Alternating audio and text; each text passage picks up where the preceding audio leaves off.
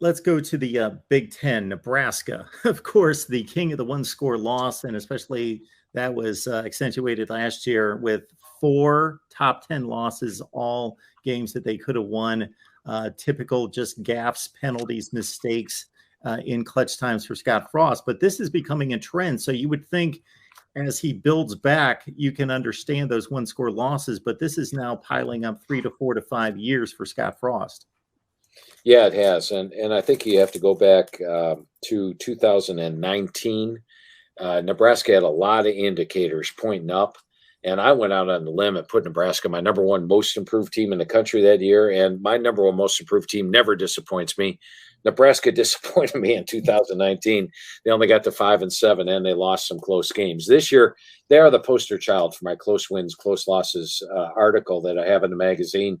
You know, I have found that if you have, and by the way, let me explain what a net close loss is. If you have 2 close wins and you have 5 close losses, then that's 3 net close losses. Because naturally, if you're 1 play away from winning those games, you're also 1 play away from losing those. Well, Nebraska rates an amazing 7 net close losses. And in my research, you know, I've had teams that have had 3 net close losses, 4, maybe even 5. Nobody's ever had 7. But if you do have 4 or more, 90% of the time you have a better record the next year. And here's the stat that really stands out to me about Nebraska.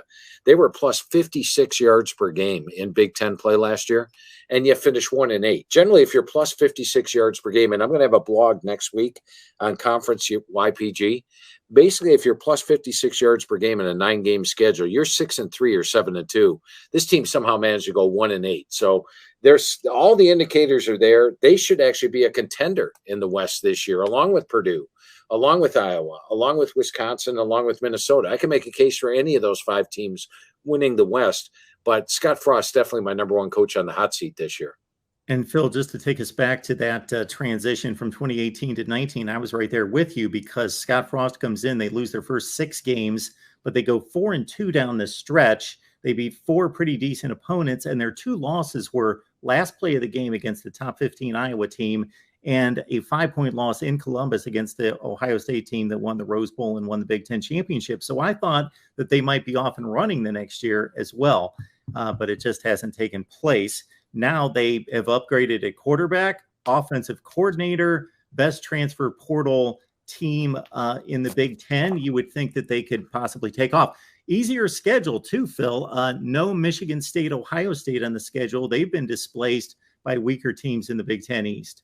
Yeah, I agree. So, I mean, it's all there for Scott Frost. And did you scratch your head a little bit last year when he was still retained after that 3-9 season, his 4th straight losing season at Nebraska? Because I sure did. So that really puts him on the hot seat this year.